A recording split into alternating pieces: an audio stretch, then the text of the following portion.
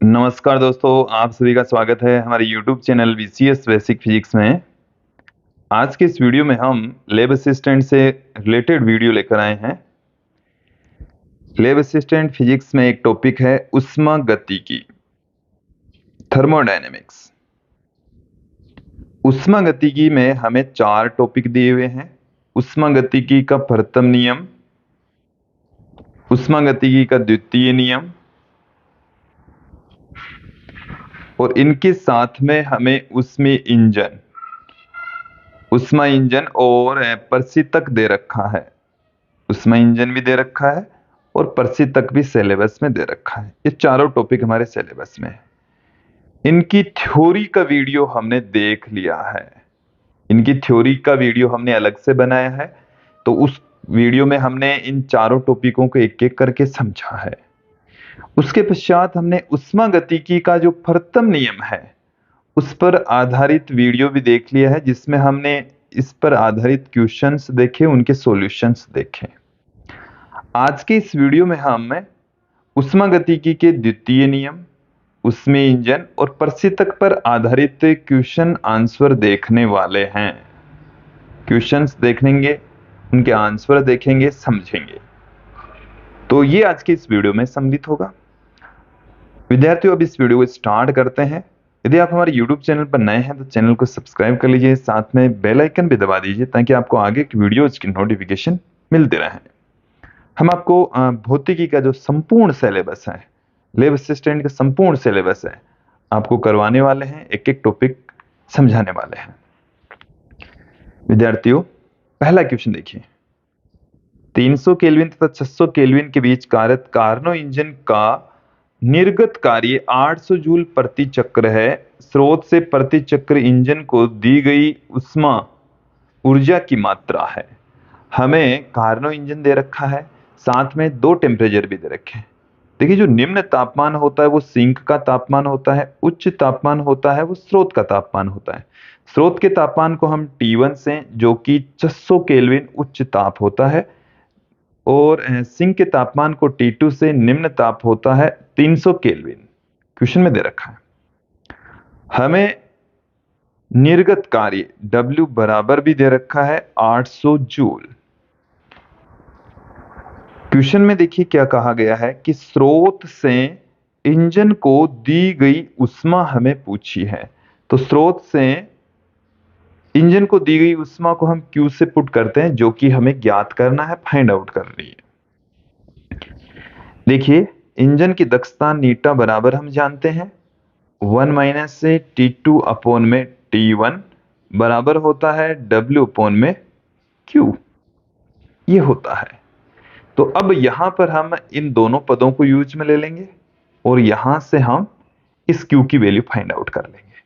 तो सबकी value put कर दीजिए। T2 का मान हमारे पास में है 300, T1 का मान है 600 बराबर W का मान है 800 बट्टे में Q। तो यहां से 1 माइनस, ये 2 बार में कट गया तो 1/2 बराबर आ गया 800 बट्टे में Q, और Q बराबर आ गया है 800 बट्टे में 1/2। तो ये 2 ऊपर गुणा हो जाएगा, 600 जूल प्रति चक्र आ जाएगा। इसमें ऑप्शन डी सही होने वाला है। फिर जो दूसरा क्वेश्चन है वो देखिए। 30 डिग्री सेंटीग्रेड और 0 डिग्री सेंटीग्रेड के बीच कार्नो प्रशीतक का कार्यकारी गुणांक क्या होगा। देखिए, किसी भी प्रशीतक का जो कार्यकारी गुणांक है वो क्या होता है। फॉर्मूला देखिए, कार्यकारी गुणांक, इसको हम निष्पादन गुणांक भी कहते हैं, बीटा से प्रदर्शित करते हैं। T2 upon T1 minus T2 होता है, T2 upon T1 minus T2। यहां पर हमें 2 टेम्परेचर दे रखे हैं। देखिए, जो T1 है वो उच्च तापमान, T2 निम्न तापमान। तो T1 का जो मान है वो हमें दे रखा है 30 डिग्री सेंटीग्रेड, और जब इसको हम केल्विन में कन्वर्ट करेंगे तो 30 प्लस 273, ये आ गया हमारे पास में 303 केल्विन। यहां से T2 हमें दे रखा है 0 डिग्री सेंटीग्रेड, तो ये आ गया 273 केल्विन। हमें बीटा की वैल्यू पूछी है, तो बीटा बराबर T2 की वैल्यू है 273 अपॉन T1 303 माइनस T2 जो कि 273 है। तो यहां से 273 अपॉन ये आ गया है 30। तो जब इसमें हम भाग लगाएंगे तो 9.1 आ जाएगा, जिसको हम नियरली इक्वल टू 9 लिख सकते हैं। तो यहां पर ऑप्शन देखेंगे, इसमें ऑप्शन सी सही होगा। अगला क्वेश्चन देखिए कि यदि एक रेफ्रिजरेटर का दरवाजा खोलकर रखा जाए तो निम्न में से कौन सा स्टेटमेंट सत्य है कि कमरा ठंडा हो जाएगा, कमरा गर्म हो जाएगा, कमरा या तो ठंडा हो जाएगा या गर्म हो जाएगा। और दूसरी अंतिम ऑप्शन है कमरा न तो ठंडा होगा न ही गर्म होगा। देखिए यहाँ पर हमें एक रेफ्रिजरेटर बता रखा है कि एक रेफ्रिजरेटर है, और यदि उस रेफ्रिजरेटर का दरवाजा हम खुला छोड़ दें तो जो रूम है, कमरा है, उसके ताप पर क्या इफेक्ट पड़ेगा। ये क्या है, रेफ्रिजरेटर है, इसका दरवाजा खुला छोड़ दिया। तो देखिए इसके अंदर दो पार्ट होते हैं। अंदर का जो भाग होता है वो ठंडा होता है, ठंडा काम करने का काम करता है, जो उसको हम शीतलन प्रकोष्ठ कहते हैं, कूलिंग चेंबर कहा जाता है। और बाहर उष्मा का उत्सर्जन होता है। तो देखिए रेफ्रिजरेटर क्या करता है, प्रवेश में उष्मा का उत्सर्जन करता है, प्रवेश में उष्मा का उत्सर्जन करता है। देखिए यहां पर क्या करता है, ये वाला हिस्सा तो ठंडा करता है, यहां से उष्मा का उत्सर्जन कर देता है बाहर। तो बाहर उष्मा का उत्सर्जन करता है, तो ये वाला जो हिस्सा है वो ठंडा होता चला जाता है। तो देखिए इसके द्वारा जो उत्सर्जित उष्मा है वो ज्यादा होती है ठंड पैदा करने वाली उष्मा से। मतलब ये है कि यहां से उष्मा निकालकर बाहर उत्सर्जित की जा रही है। तो उत्सर्जित की जाने वाली जो उष्मा है ना वो ज्यादा है यहां से निकलने वाली उष्मा की तुलना में। तो ये जो उष्मा ज्यादा निकल रही है, ठंडा कम हो रहा है, तो जो कमरा है वो गर्म हो जाएगा। कमरा क्या हो जाएगा, गर्म हो जाएगा। तो इसमें ऑप्शन कमरा गर्म हो जाएगा, बी सही होगा। अगले क्वेश्चन की ओर बढ़ते हैं। चौथे क्वेश्चन में चक्रीय प्रक्रम में गैस की आंतरिक ऊर्जा। चक्रीय प्रक्रम का मतलब है कि जो निकाय है वो विभिन्न अवस्थाओं से गुजरता हुआ अपनी प्रारंभिक अवस्था में यदि वापस लौट आता है, विभिन्न स्थितियों से विभिन्न अवस्थाओं से गुजरता हुआ यदि अपनी प्रारंभिक अवस्था में वापस लौट आता है तो वो चक्रीय प्रक्रम होता है। आंतरिक ऊर्जा पूछी है तो प्रारंभिक और अंतिम स्थिति का जो तापमान है वो सेम रहता है, ताप में परिवर्तन 0, आंतरिक ऊर्जा में परिवर्तन 0, आंतरिक ऊर्जा नियत बनी रहती है, आंतरिक ऊर्जा अपरिवर्तित रहती है। तो इसमें आंतरिक ऊर्जा अपरिवर्तित रहेगी, उसमें कोई परिवर्तन नहीं आएगा। ऑप्शन सी इसमें सही होने वाला है। फिर आगे बढ़ते हैं। पांचवा क्वेश्चन देखेंगे कि निम्न में से अनुत्क्रमणीय प्रक्रम है। अनुत्क्रमणीय प्रक्रम में क्या होता है कि निकाय एक अवस्था से दूसरी अवस्था में जाता है, और यदि जो बल कार्य अपने विपरीत दिशा में लगा दें तो अपनी प्रारंभिक अवस्था में नहीं लौटता, तो उस प्रक्रम को हम अनुत्क्रमणीय प्रक्रम कहते हैं, अनुत्क्रमणीय प्रक्रम कहा जाता है। तो देखिए जो रुदोष्म प्रक्रम होता है या समतापी प्रसार या समतापी संपीड़न होता है, वो दोनों ही उत्क्रमणीय प्रक्रम है। तो ये अनुत्क्रमणीय नहीं है, ये भी अनुत्क्रमणीय नहीं है। जूल थॉमसन प्रसार एक अनुत्क्रमणीय प्रक्रम होता है, तो जूल थॉमसन प्रसार इसमें सही होगा। अगले क्वेश्चन की ओर बढ़ते हैं। छठे क्वेश्चन के अंदर देखेंगे आप, देखिए कि उत्क्रमणीय प्रक्रम के लिए आवश्यक प्रतिबंध है कि उत्क्रमणीय प्रक्रम के लिए आवश्यक प्रतिबंध कौन से होंगे कि प्रक्रम के पूर्ण चक्र में किसी प्रकार की उष्मा का क्षय शून्य होना चाहिए। ये कोई जरूरी नहीं है, उष्मा क्षय शून्य हो कोई आवश्यक नहीं है। प्रक्रम अत्यंत तेजी से होना चाहिए, ये भी गलत है। फिर देखिए प्रक्रम अत्यंत धीरे धीरे किया जाना चाहिए, बिल्कुल सही है। लेकिन आगे क्या कहा गया, जिससे कार्यकारी पदार्थ प्रत्येक अवस्था में बाह्य वातावरण के साथ में उसमें तथा यांत्रिक साम्य में हो। ये कोई आवश्यक नहीं है, तत्पश्चात ये ऑप्शन भी गलत हो गया। उष्मा क्षय शून्य होना चाहिए तथा प्रक्रम प्रथम अर्धस्थितिक होना चाहिए, तो इसमें ऑप्शन डी सही होगा। उत्क्रमणीय प्रक्रम के अंदर dq अपॉन dt जो है वो 0 होना चाहिए। देखिए dq अपॉन dt ये 0 होना चाहिए, तत्पश्चात इसमें ऑप्शन डी सही होगा। ऑप्शन डी इसमें सही होने वाला है। फिर देखिए अगला जो क्वेश्चन है कि चक्रीय प्रक्रम में निकाय द्वारा किया गया कार्य। तो देखिए चक्रीय प्रक्रम के अंदर आंतरिक ऊर्जा में परिवर्तन 0 होता है। उष्मागति के प्रथम नियम के अकॉर्डिंग dq बराबर du प्लस डेल्टा w, तो यहां पर डेल्टा q है वो डेल्टा w के इक्वल हो जाता है। डेल्टा q किसके इक्वल हो जाता है, डेल्टा w के, क्योंकि du यहां पर 0 होता है। तो जो कार्य है वो निकाय को दी गई संपूर्ण उष्मा के बराबर होता है। तो निकाय को दी गई उष्मा के बराबर कार्य होता है, साथ में बी आएगा। अगले क्वेश्चन की ओर बढ़ते हैं।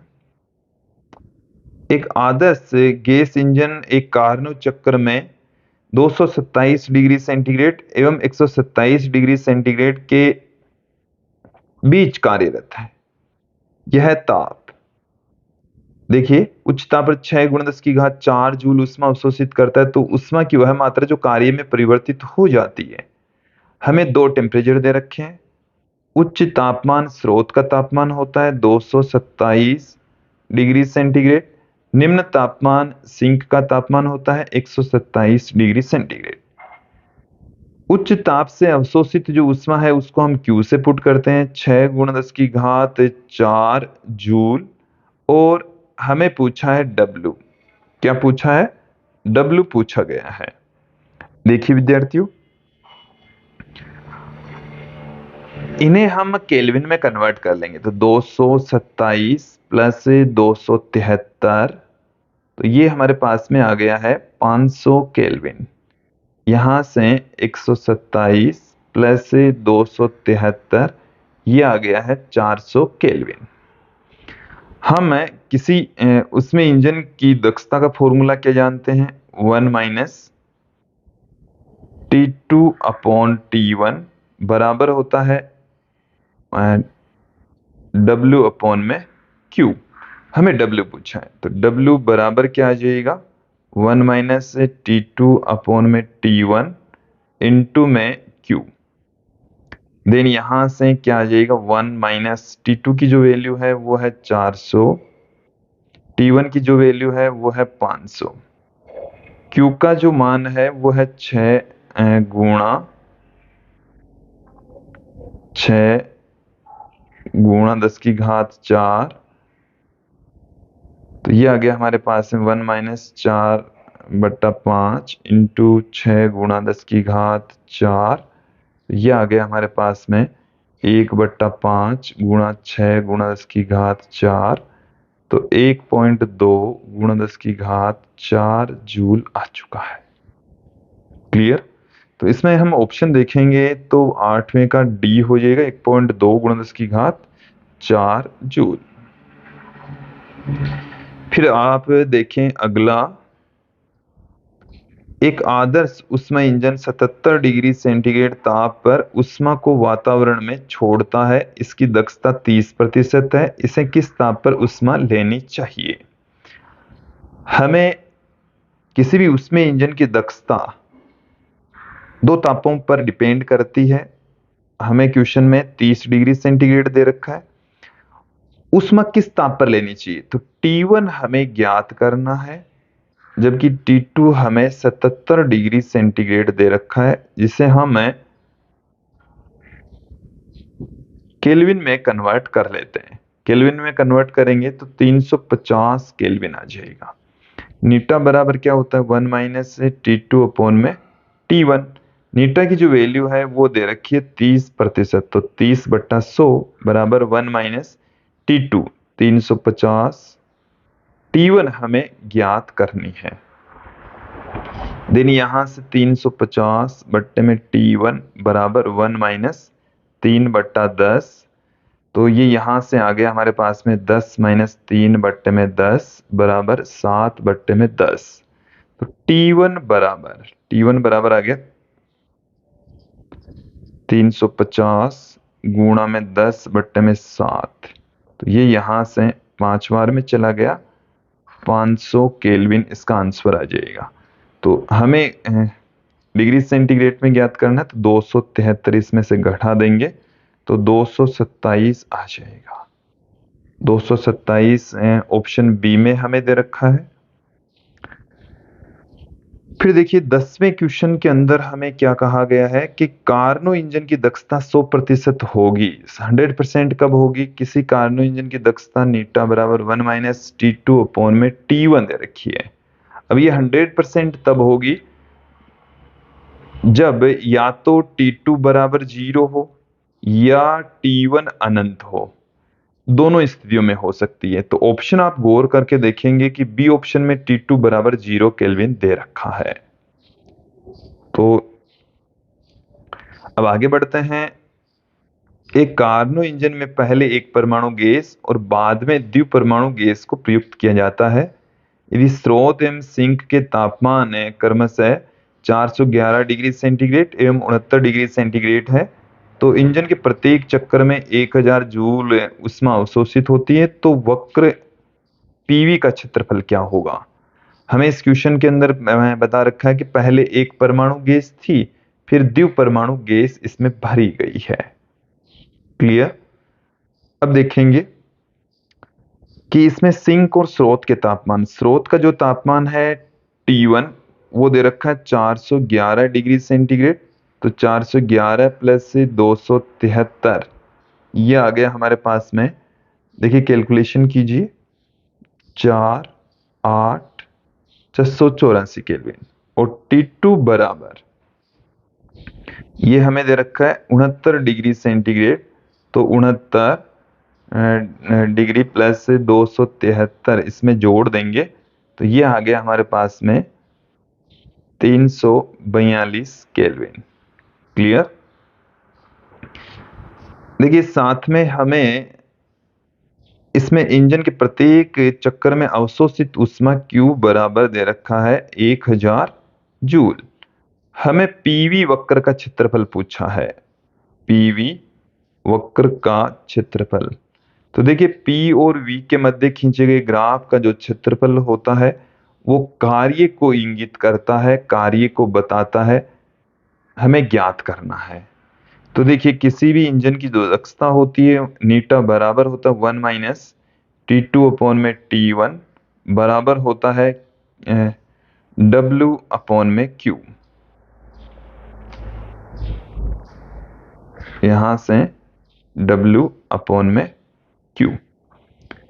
तो देखिए हमें यहाँ पर W ज्ञात करना है, तो W इक्वल टू आ जाएगा 1 माइनस T2 अपॉन में T1 इंटू में Q। 1 माइनस T2 की जो वैल्यू है वो है 342, T1 की जो वैल्यू है वो है 684 और Q का जो मान है वो दे रखा है 1000। कैलकुलेशन करनी है तो W बराबर 1 माइनस 1/2 इंटू 1000। एक में से 1/2 घटेगा तो 1/2 इंटू में 1000। तो W बराबर आ गया है 500 जूल। इसमें ऑप्शन सी सही होगा, ऑप्शन सी इसमें सही होने वाला है। क्लियर? फिर आगे बढ़ते हैं कि एक कार्नो इंजन परम ताप T पर स्रोत से Q ऊष्मा अवशोषित करता है और परम ताप T/3 पर सिंक को ऊष्मा देता है, तो सिंक को दी गई ऊष्मा कितनी होगी? हमें दो टेम्परेचर दे रखा है कि जब तापमान T होता है तब तो Q ऊष्मा अवशोषित करता है और परम ताप T/3 पर सिंक को ऊष्मा छोड़ता है। तो देखिए स्रोत की जो टेम्परेचर है वो तो है T1 बराबर T और सिंक का जो टेम्परेचर है T2 बराबर वो है T/3। स्रोत द्वारा उत्सर्जित ऊष्मा है Q और सिंक द्वारा ग्रहण की गई ऊष्मा है वो हमें ज्ञात करनी है। देखिए किसी भी उसमें इंजन की दक्षता नीटा बराबर होती है 1 - T2/T1 बराबर होती है 1 - Q2/Q1। अब यदि हम इन दोनों ही पदों को ले लें यहां पर काम में, तो हमारे पास में क्या आ जाएगा, T2/T1 बराबर Q2/Q1। Q2 हमें ज्ञात करना है, तो T2/T1 इंटू में Q1। तो T2 कितना होगा, T/3। T1 हमें दे रखा है T और ये हमें दे रखा है Q। T से T कैंसिल हो जाएगा, Q2 बराबर आ जाएगा Q/3। तो यहां पर इसका जो आंसर होगा वो Q/3 होगा। ऑप्शन बी इसमें सही होने वाला है। सिमिलर टाइप की क्वेश्चन आ रहे हैं। अगला क्वेश्चन देखेंगे कि एक कार्नो इंजन के सिंक का तापमान 27 डिग्री सेंटीग्रेड और दक्षता 25% है, तो स्रोत का तापमान क्या होगा। देखिए सिंक का तापमान, इसका मतलब है T2 हमें दे रखा है 27 डिग्री सेंटीग्रेड, स्रोत का तापमान पूछा है मतलब T1 पूछा है, दक्षता हमें 25% दे रखी है। इसको हम केल्विन में कन्वर्ट कर लेते हैं, तो ये आ जाएगा हमारे पास में 300 केल्विन। नीटा बराबर होता है 1 - T2/T1। तो 25% मतलब 25/100 बराबर 1 - T2 जो कि 300 है। T1 हमें ज्ञात करना है। देखिए यहां पर 1/4 बराबर आ गया 1 - 300/T1। अब यहां से आप देखें 300/T1 बराबर 1 - 1/4। 300/T1 बराबर 3/4 और T1 बराबर 300 गुणा में 4/3। यहां से ये हमारे पास में आ गया है 400 केल्विन। आंसर देखिए डिग्री सेंटीग्रेड में दे रखा है, तो 273 इसमें से घटा देंगे तो हमारे को 127 डिग्री सेंटीग्रेड मिल जाएगा। तो ऑप्शन इसमें सी होगा, 127 डिग्री सेंटीग्रेड। अगले क्वेश्चन की ओर बढ़ते हैं। कार्नो इंजन के स्रोत का तापमान 1000 केल्विन, दक्षता 70%, सिंक का तापमान क्या होगा। स्रोत का तापमान अब की बार हमें दे रखा है T1 बराबर 1000 केल्विन, साथ में दक्षता हमें दे रखी है 70%। हमें सिंक का तापमान पूछा है मतलब T2 बराबर पूछा है। नीटा बराबर होता है 1 - T2/T1। नीटा की जो वैल्यू है वो है 70%, 70/100 1 - T2। हमें ज्ञात करना है T1 1000 दे रखा है। तो यहां से T2/1000 बराबर 1 - 7/10। तो 10 - 7 3/10 T2/1000। तो यहां से T2 बराबर आ गया है हमारे पास में 3 गुणा में 1000/10। 0 से 0 कैंसिल हो गया। T2 बराबर 300 केल्विन। T2 बराबर कितना आ गया है, 300 केल्विन आ गया है। तो यहां से ऑप्शन ए इसमें सही होने वाला है, राइट होने वाला है। अगले क्वेश्चन की ओर बढ़ते हैं। अगले क्वेश्चन में देखिए हमें एक कार्नो इंजन में T2 बराबर 0 डिग्री सेंटीग्रेड, T1 बराबर 200 डिग्री सेंटीग्रेड, तब इसकी दक्षता नीटा1 है।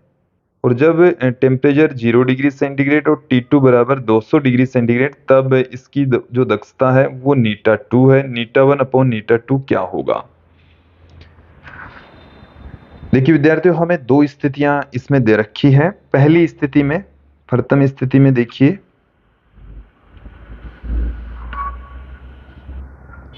प्रथम स्थिति में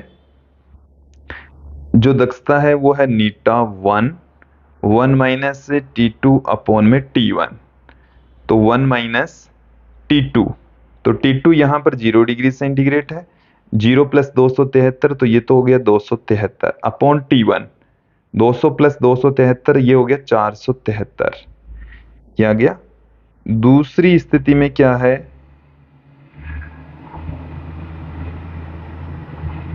नीटा 2 बराबर 1 माइनस T2 अपॉन में T1।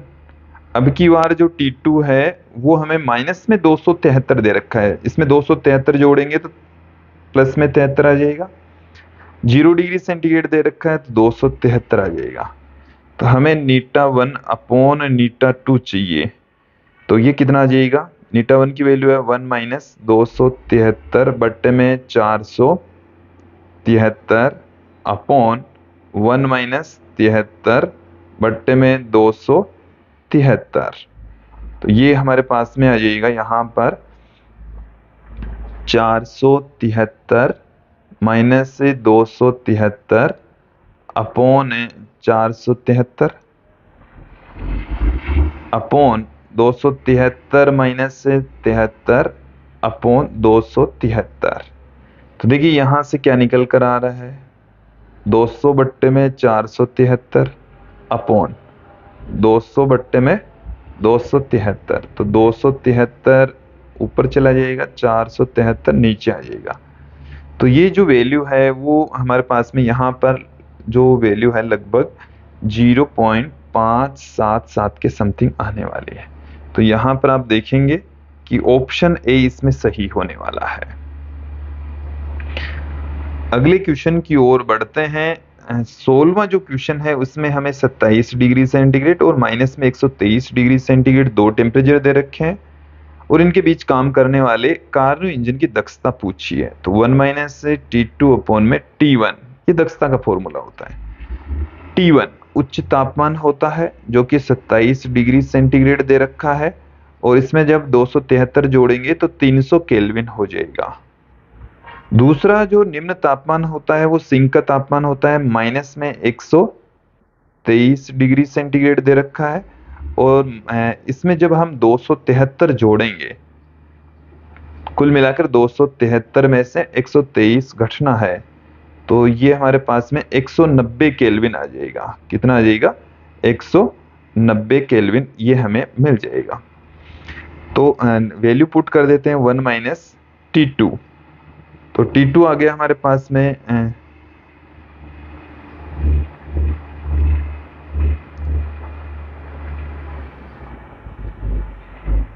T2 हमारे पास में आ गया है।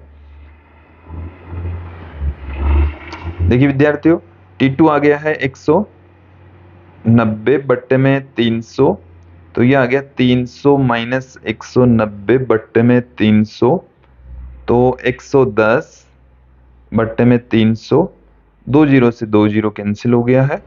11 में 3 का भाग लगाएंगे तो 3 बार में चला गया, 2 तो 6 बार में चला गया, 6 6 ऐसे आएगा, बट्टे में 10,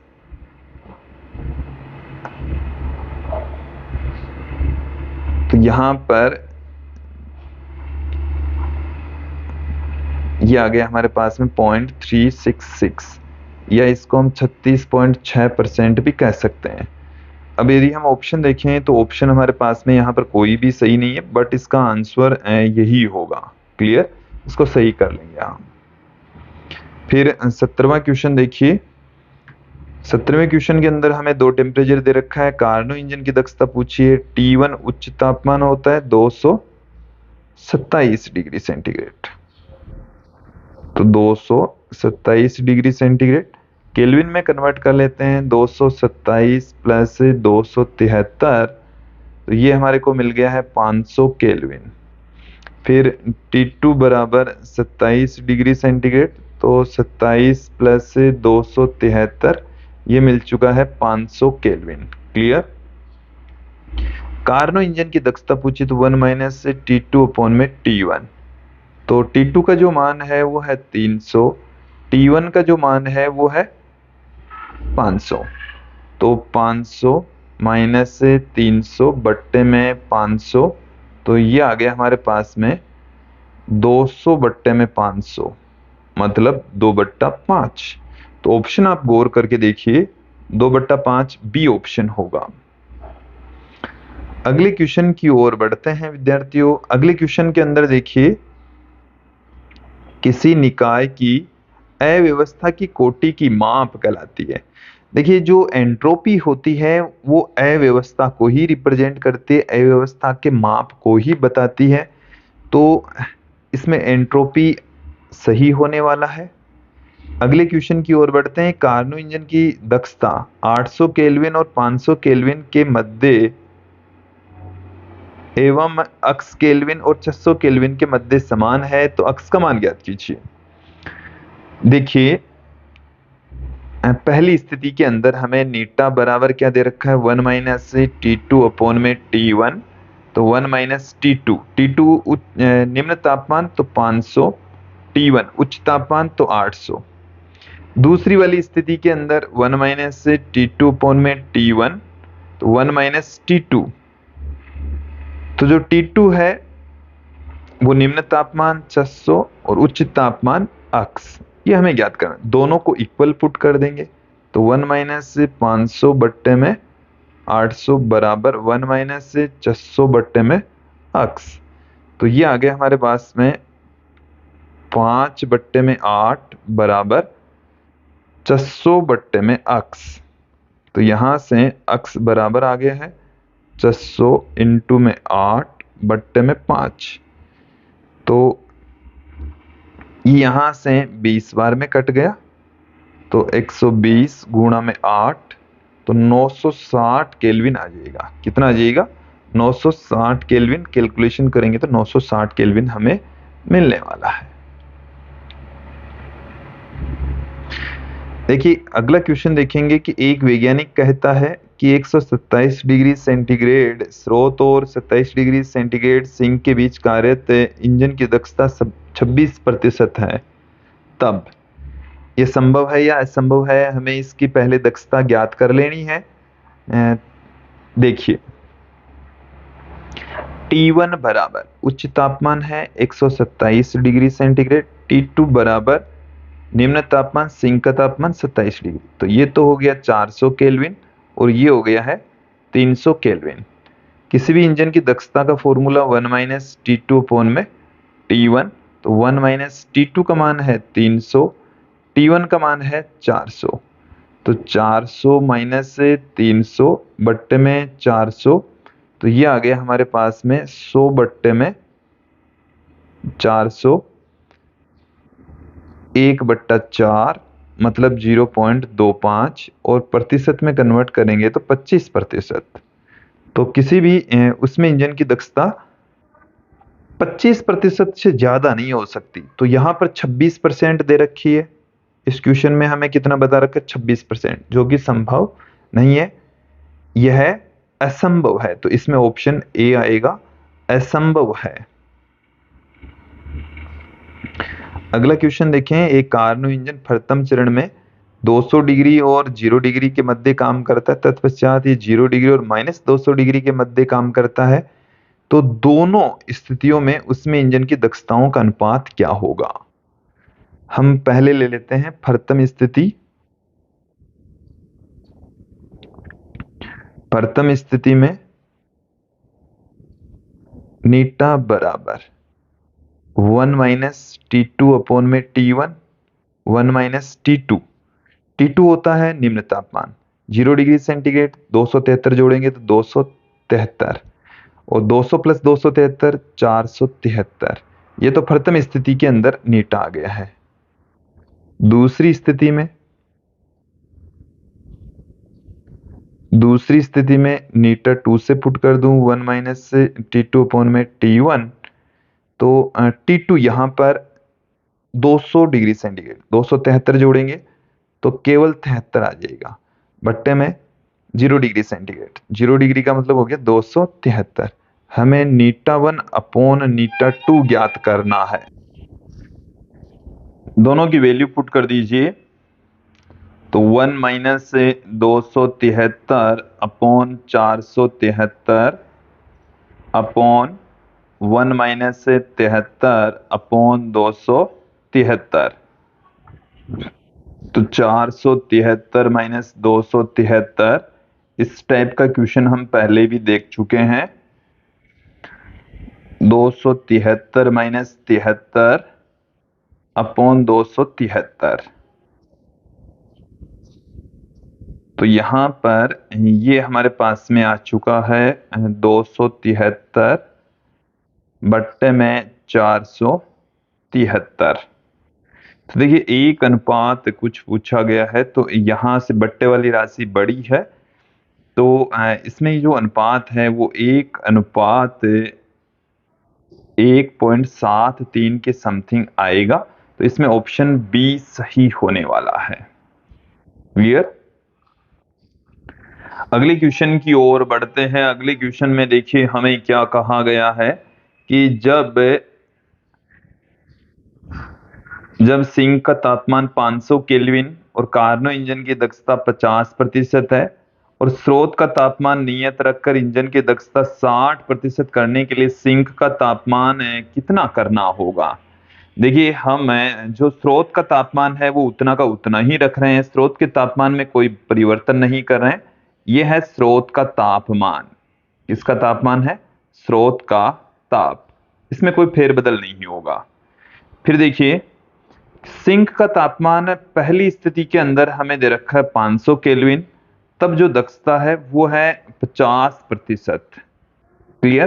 तो यहां से हम T1 की वैल्यू फाइंड आउट कर लेते हैं।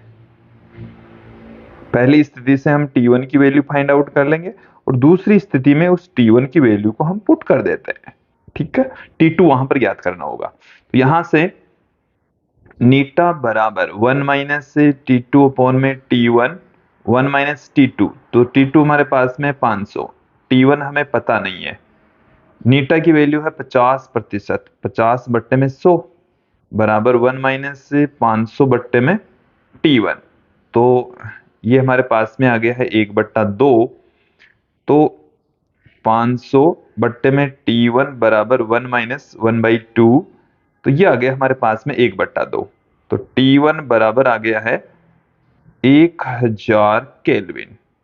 T1 का मान आ चुका है। अब T1 का मान नियत रखते हुए T2 की वैल्यू दूसरी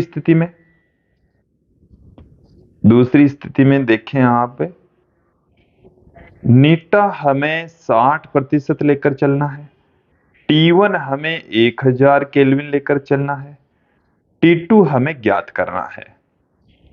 चले, नीटा बराबर क्या होता है? 1 - T2 में T1। तो 60% मतलब 60/100 बराबर 1 - T2 में ज्ञात करना है T1 का मान 1000। देन T2 में 1000 बराबर 1 - 6/10। तो T2 बराबर, तो 10 - 6/10 गुणा में 1000। तो यहां से 10 से 10 कैंसिल हो गया, तो 4 गुणा में 100, 400 आ जाएगा, 400 केल्विन। तो ये हमें पूछा है कि सिंक का तापमान कितना होगा, तो 400 केल्विन सिंक का तापमान होगा। क्लियर? सिंक का तापमान हमें कम करना पड़ेगा। फिर देखिए अगला जो क्वेश्चन है वो हमारे पास में क्या है कि कार्नो इंजन 100% दक्षता नहीं दे सकता, क्योंकि देखिए विद्यार्थियों, कार्नो इंजन की परिकल्पना इसी आधार पर ही की गई थी कि उसकी दक्षता 100% हो, लेकिन व्यवहारिक रूप में किसी भी इंजन की दक्षता 100% नहीं हो सकती। इसका कारण क्या है कि ब्रह्म शून्य ताप तक हम नहीं पहुंच सकते, ब्रह्म शून्य ताप तक नहीं जा पाते, इसलिए जो कार्नो इंजन की दक्षता है वो भी कभी भी 100% नहीं हो सकती।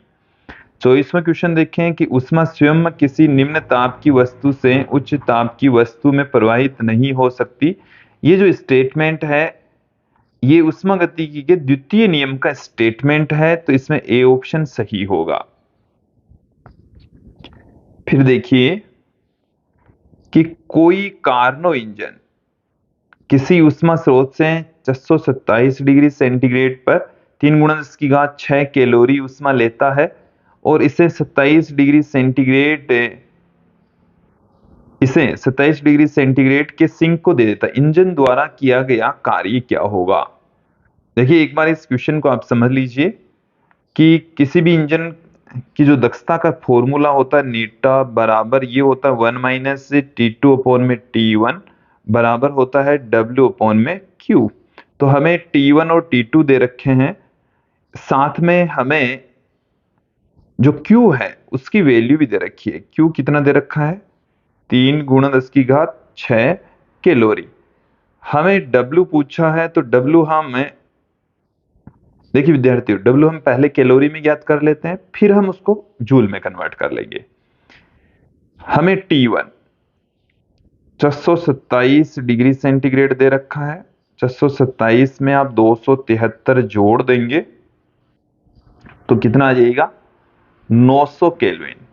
साथ में T2 हमें दे रखा है 27 डिग्री सेंटीग्रेड, तो ये आ गया 300 केल्विन।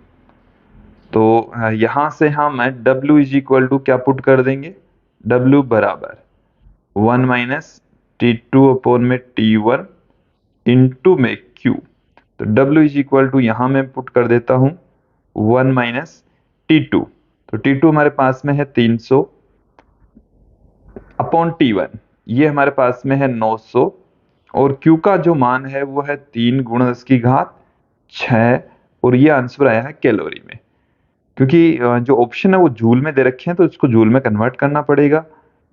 यहां से 2 जीरो से 2 जीरो कैंसिल हो गए हैं, क्या आ गया हमारे पास में 1/3। तो 3 - 1/3 गुणा 3 × 10⁶, और 4.2 से गुणा करते ही ये अब जूल में कन्वर्ट हो गया है। तो 2/3 गुणा में 3 गुणा 10⁶ गुणा 4.2। तो यहां से 3 से 3 कैंसिल हो गया, 2 से इसको गुणा करेंगे तो 8.4 गुणा 10⁶ जूल, ये आ जाएगा हमारे पास में। क्लियर। ऑप्शन देख लेते हैं, ऑप्शन इसमें बी सही होने वाला है। आगे बढ़ते हैं, कार्नोट चक्कर में प्रथम, कार्नोट चक्कर हमने नहीं पढ़ा है, वैसे मैंने आपको थोड़ा सा डिटेल में बताया है। तो देखिए यहां से कार्नोट चक्कर में प्रथम प्रक्रम होता है, तो प्रथम प्रक्रम होता है समतापी प्रसार, फिर उदोष्ण प्रसार होता है, फिर समतापी संपीड़न। देखिए सबसे पहले ये होता है, फिर ये और अंत में ये होता है। तो ये विभिन्न अवस्थाएं हमें प्रथम पूछा है, तो इसमें ऑप्शन ए सही हो जाएगा। क्लियर। अब देखिए 27वां जो क्वेश्चन है वो हमें क्या कहता है कि निम्न में से किस ताप युग्म के लिए कार्नो इंजन की जो दक्षता है वो अधिकतम होनी चाहिए। देखिए नीटा का जो मान है वो अधिकतम होने के लिए T2 दक्षता किसकी अधिक होगी, इसके लिए T2 में T1 का मान न्यूनतम, T2 में T1 का मान क्या हो, न्यूनतम होगा, दक्षता उतनी ही ज्यादा होगी।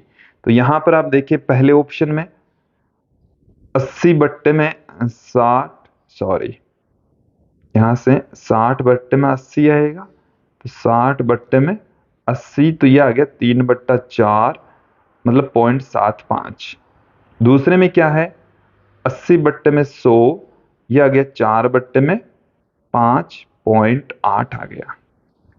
तीसरे में क्या है, ऑप्शन देख रहे हैं हम एक एक करके, ऑप्शन बी, ऑप्शन सी 40/60 2/3 मतलब 0.66, और ऑप्शन डी हमारे पास में है 20/40 1/2 मतलब 0.5। तो इस ऑप्शन बी का जो अनुपात है वो सबसे ज्यादा, तो दक्षता न्यूनतम, हमें दक्षता अधिकतम पूछिए तो ये न्यूनतम होना चाहिए, तो न्यूनतम किस में है, ऑप्शन डी में है। कौन से ऑप्शन में है, डी में, तो ऑप्शन डी इसमें सही होगा, अधिकतम दक्षता ऑप्शन डी में होगी। फिर देखिए 28वां क्वेश्चन, जब स्रोत का तापमान ताप T और सिंक का तापमान T, तब कार्नो इंजन की दक्षता। देखिए यहां पर आप थोड़ा देखें, कार्नो इंजन की जो दक्षता है वो यहाँ पर जो टेम्परेचर है वो है T1 और यहाँ पर है T2। तो जब स्रोत का तापमान T1 होता है, सिंक का तापमान T2 होता है, तो कार्नो इंजन की दक्षता T1 माइनस T2 अपॉन में T1 होती है। क्लियर? अब देखें 29वें क्वेश्चन में कि ताप T1 और T2 के बीच कार्यरत एक आदर्श उसमें इंजन की दक्षता नीटा है। यदि स्रोत व सिंक दोनों के ताप दुगुने कर दी जाए तब नई दक्षता, देखिए दुगुने कर देने से जो T2 अपॉन में T1 का जो अनुपात है उसमें कोई परिवर्तन नहीं आता, वो सेम बना रहता है। जैसे मैं प्रथम स्थिति के अंदर ये लिख दूं 1 माइनस T2 अपॉन में T1 होता है। दूसरी स्थिति के अंदर 1 माइनस तापमान ये दुगुना कर दिया, ये भी दुगुना कर दिया, दुगुना कर दिया तो क्या होगा, फिर से वही आ जाएगा, 2 से 2 कैंसिल हो जाएगा, ये 2 इस 2 से कैंसिल हो जाएगा, नीटा 2 और नीटा 1 दोनों सेम ही होगा, तो ये नीटा 1 के बराबर होगा। क्लियर? आगे बढ़ते हैं 30वें क्वेश्चन पर ध्यान देंगे कि एक आदर्श रेफ्रिजरेटर के फ्रीजर का तापमान माइनस में 13 डिग्री सेंटीग्रेड है, इंजन का कार्य गुणांक 5 है, प्रवेश का तापमान क्या होगा। देखिए एक बार इस क्वेश्चन को आप समझें कि इस क्वेश्चन में हमें रेफ्रिजरेटर दे रखा है और उसका कार्य गुणांक हमें 5 दे रखा है। कार्य गुणांक की वैल्यू कितनी दे रखी है, हमें 5 दे रखी है। साथ में हमें फ्रीजर का जो तापमान है T2 वो हमें दे रखा है माइनस में 13 डिग्री सेंटीग्रेड। इसको केल्विन में कन्वर्ट करना है तो माइनस 13 प्लस में 273, तो ये आ गया 260 केल्विन। इसके साथ में हमें प्रवेश का तापमान पूछा है तो T1 हमें पूछा गया है। इसकी वैल्यू पूछी गई है, T1 हमें पूछा गया है, T1 हमें ज्ञात करना है। के बराबर क्या होता है, T2 upon T1 minus T2, ये हमने आपको बता दिया है प्रशीतक के अंदर। सबकी वैल्यू पुट कर दीजिए तो 260, चलिए एक ऐसे हम वैल्यू पुट कर देते हैं। के की जो वैल्यू है वो हमें दे रखी है 5 बराबर 260 बट्टे में T1 माइनस 260, तो T1 माइनस 260 बराबर 260 बट्टे में 5, ये आ गया हमारे पास में, 2 बार में चला गया तो 52 आ गया हमारे पास में। कितना आ गया, 52। देखेंगे कि क्या कैलकुलेशन सही हुई है। 52, तो यहां से T1 बराबर आ गया 260 प्लस 52, ये आ गया 312 केल्विन, और डिग्री सेंटीग्रेड के अंदर तो 273 इसमें से घटा देंगे तो हमारे पास में आ गया 39 डिग्री सेंटीग्रेड। तो इसमें ऑप्शन आप देखेंगे 39 डिग्री सेंटीग्रेड ऑप्शन सी में दे रखा है। क्लियर? अब देखिए 31वां जो क्वेश्चन है उसमें हमें क्या कहा गया है कि एक यांत्रिक रेफ्रिजरेटर में अल्प ताप वाली कुंडलियां माइनस 23 डिग्री सेंटीग्रेड पर और कंडेंसर 27 डिग्री सेंटीग्रेड, सैद्धांतिक कार्य गुणांक होगा। तो कार्य गुणांक अब की बार हमें के पूछा है, के बराबर क्या होता है T2 अपॉन, इसको दिमाग में फिट बैठा लीजिए, T2 अपॉन में T1 माइनस T2 ये होता है। क्लियर? तो यहां पर एक एक करके देखेंगे कि हमें के का मान पूछा गया है T1, जो कि हमें कंडेंसर का तापमान, संघनित्र का तापमान दे रखा है 27 डिग्री सेंटीग्रेड, उच्च तापमान होता है ये आप ध्यान रखेंगे, और T2 निम्न तापमान होता है जो कि माइनस में 23 डिग्री सेंटीग्रेड दे रखा है। तो इसमें 27 प्लस 273, तो ये तो हो गया 300 केल्विन, फिर माइनस में 23 प्लस 273, तो ये हो गया 250 केल्विन। के का मान निकाल लेते हैं, T2 250 बट्टे में 300 माइनस 250, 250 बट्टे में 50, एक जीरो से एक जीरो कैंसिल हो गया, के का मान आ गया है 5। के का मान कितना आ गया है, 5 आ गया है। आगे बढ़ते हैं, एक इंजन 727 डिग्री सेंटीग्रेड और 227 डिग्री सेंटीग्रेड तापमान के दो आश्चर्य रिजर्वायर के बीच में कार्य करता है। इंजन की अधिकतम दक्षता कितनी हो सकती है। हमें T1 जो कि उच्च तापमान 727 डिग्री सेंटीग्रेड दे रखा है। T2 जो कि निम्न तापमान होता है 227 डिग्री सेंटीग्रेड दे रखा है। साथ में हमें नीटा पूछा गया है, तो इसको हम कन्वर्ट कर लेते हैं केल्विन में। 273 इसमें ऐड कर देंगे, तो ये हमारे पास में आ गया 1000 केल्विन और 227 प्लस 273, तो ये आ गया है 500 केल्विन। नीटा बराबर होता है 1 माइनस T2 अपॉन में T1।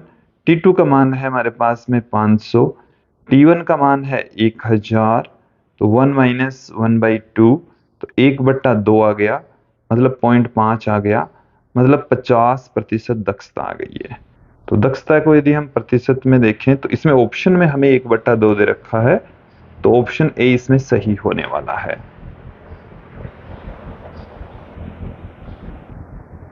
फिर देखिए, एक आदर्श गैस उष्मा इंजन कार्नो चक्कर में 227 डिग्री सेंटीग्रेड तथा 127 डिग्री सेंटीग्रेड के बीच कार्यरत है। और हम ऐसा क्वेश्चन पहले भी देख चुके हैं, सिमिलर टाइप का क्वेश्चन देख चुके हैं। इसमें अब की बार यहाँ पर ऊर्जा है, उष्मा है, वो कैलोरी में दे रखी है, वहां पर जूल में आया था। इसमें ऑप्शन 1.2 × 10⁴ कैलोरी आने वाला है। सिमिलर क्वेश्चन हमने पहले देख लिया है। 34वां क्वेश्चन देखें विद्यार्थियों, इसमें हमें क्या पूछा गया है कि निम्नलिखित में से कौन सी प्रक्रिया उत्क्रमणीय है। उत्क्रमणीय प्रक्रिया कौन सी है? तो देखिए, हमने रुदोष्म प्रक्रम को और समतापी जो प्रक्रम होते हैं उनको ये कहा है कि उत्क्रमणीय प्रक्रम होते हैं। ऐसा क्वेश्चन पहले आया था, अनुत्क्रमणीय का आया था, उसमें हमने आपको बताया कि जो समतापी प्रक्रम होते हैं वो उत्क्रमणीय प्रक्रम होते हैं। तो यहाँ पर ऑप्शन डी इसमें सीधा सीधा सही होने वाला है। उत्क्रमणीय प्रक्रम कौन सा होगा? समतापी संपीड़न, समतापी विरलन, या हम कह सकते हैं समतापी प्रसार, और या हम कह सकते हैं कि जो रुदोष्म प्रक्रम होते हैं वो भी उत्क्रमणीय प्रक्रम ही होते हैं। तो ये था आज का हमारा वीडियो, जिसमें हमने ऊष्मागतिकी के द्वितीय नियम, प्रशीतक तथा ऊष्मीय इंजन पर आधारित क्वेश्चन आंसर देखे हैं, समझे हैं। आज की इस वीडियो में इतना ही। अगला जो हमारा वीडियो होगा वो लैब असिस्टेंट का जो नेक्स्ट टॉपिक है उस पर आधारित हम लेकर आएंगे। विद्यार्थियों, एक एक करके हम सभी टॉपिक्स के यूट्यूब वीडियोज आपके लिए लेकर आए हैं। अपने फ्रेंड्स के साथ में ज़्यादा से ज़्यादा शेयर करें, अधिक से अधिक शेयर करें। अब हम लेकर आएंगे दोलन वाला जो पार्ट है वो हम आपके लिए लेकर आएंगे। सरल आवर्त गति और उसके उदाहरण, अनुनाद, ये हम आगे की वीडियोज में देखने वाले हैं, समझने वाले हैं। आज के इस वीडियो में इतना ही। धन्यवाद दोस्तों।